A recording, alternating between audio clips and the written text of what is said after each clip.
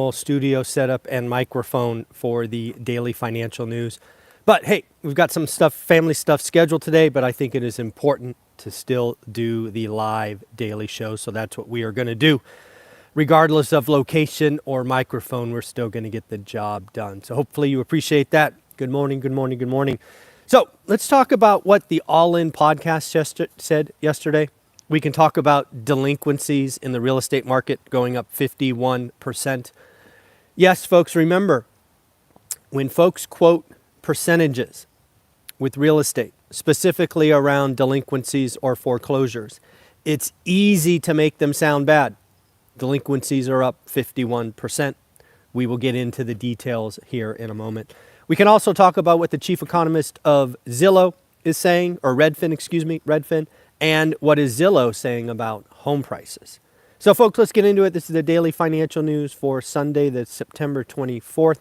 And the first thing I want to give a shout out to is the boot camp members that were a part of our buy box discussion yesterday. We did day 2 of the boot camp. I had a lot of fun. We've now given them all some homework, and we will be getting back together about 2 weeks from today. So it is turning out to be a lot of fun for me. I'm learning a lot, and hopefully they are as well. Let's get into the All In podcast.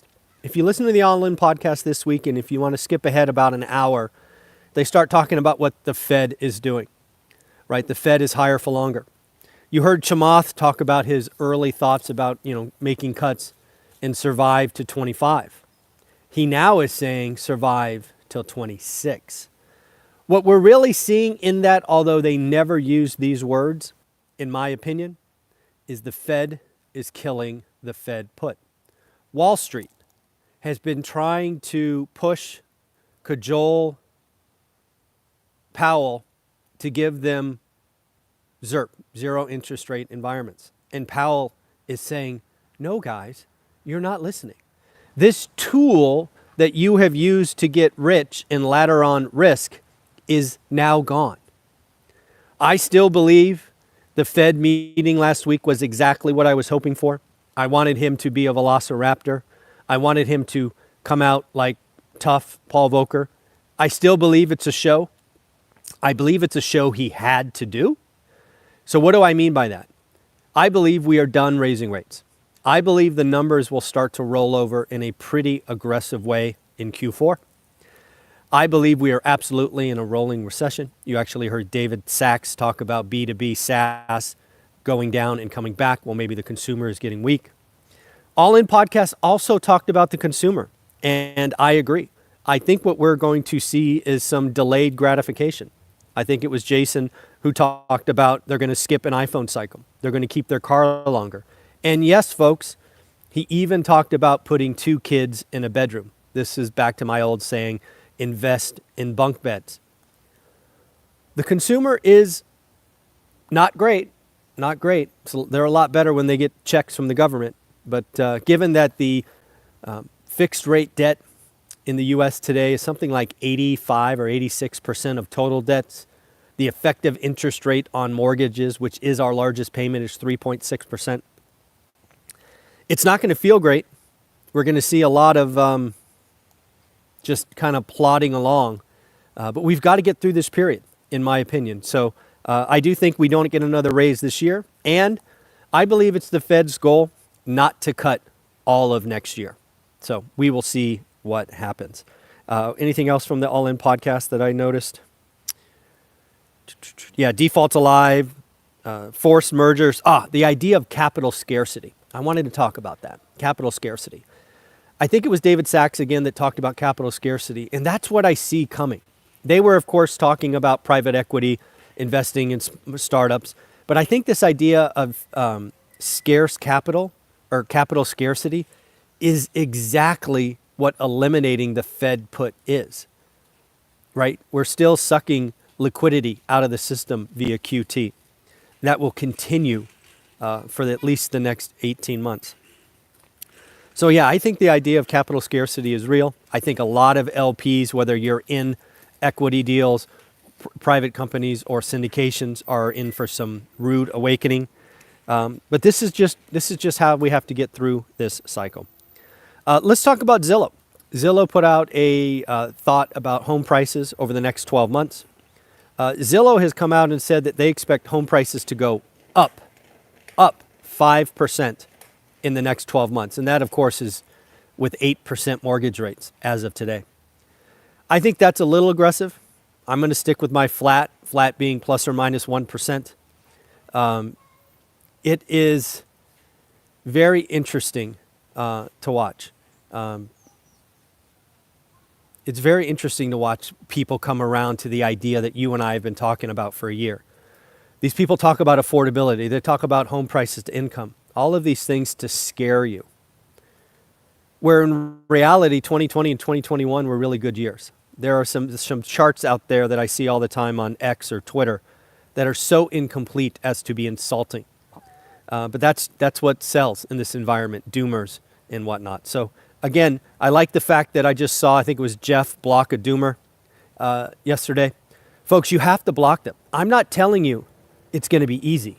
I frankly have never told you it would be easy. In fact, what is one of my most common sayings? Do the work.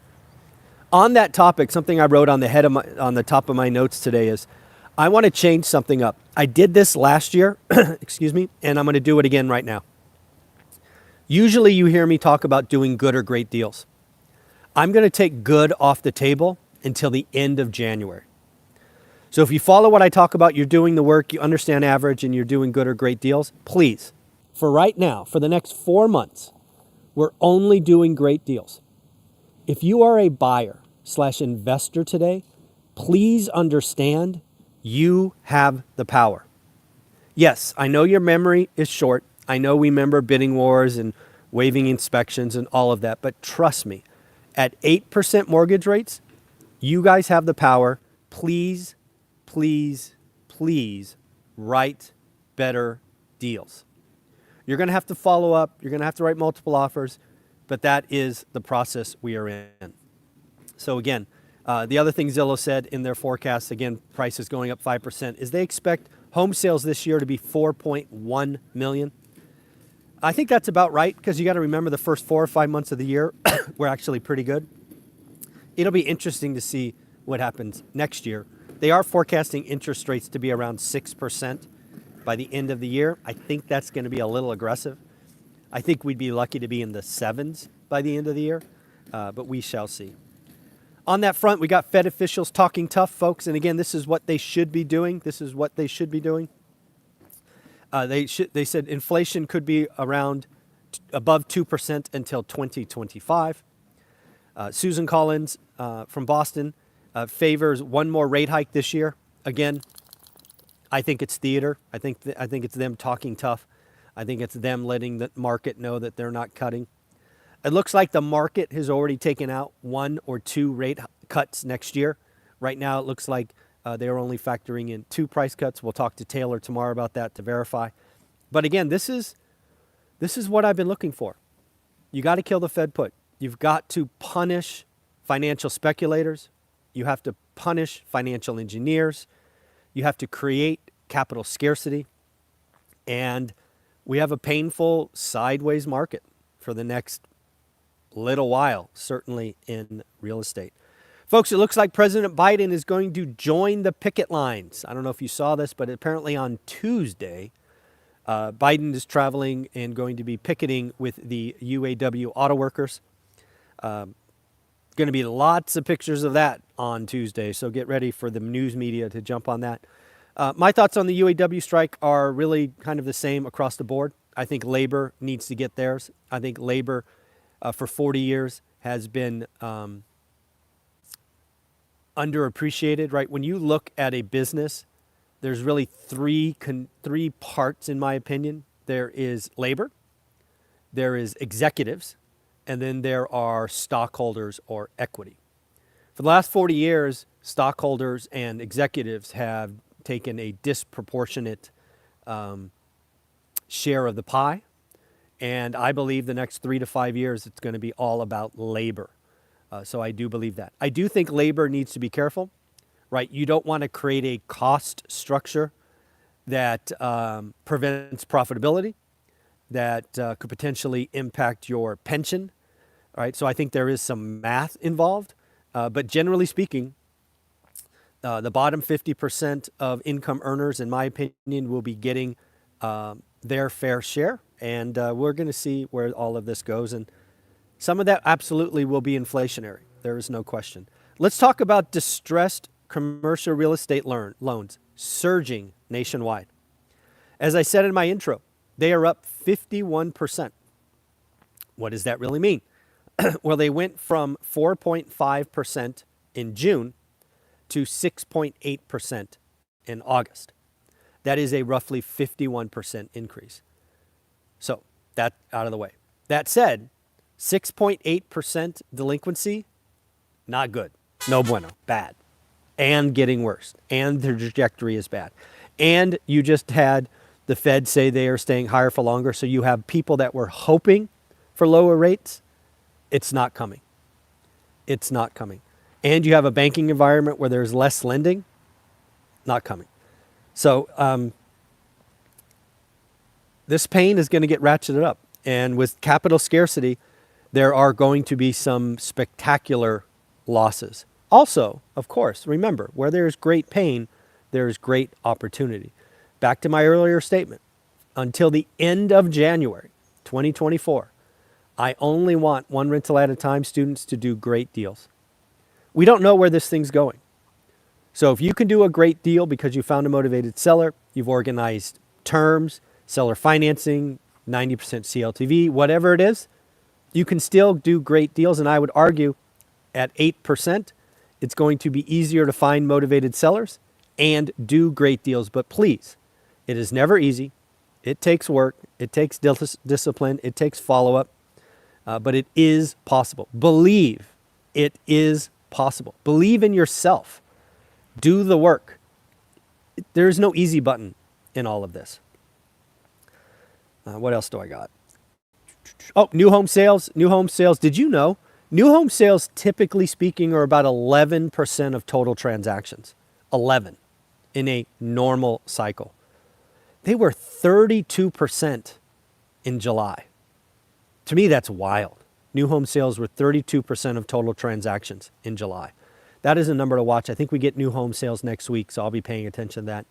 And then finally, Daryl Fairweather, chief economist of Redfin, basically is saying people are delaying buying homes and also delaying selling homes. Folks, this is the broken housing market.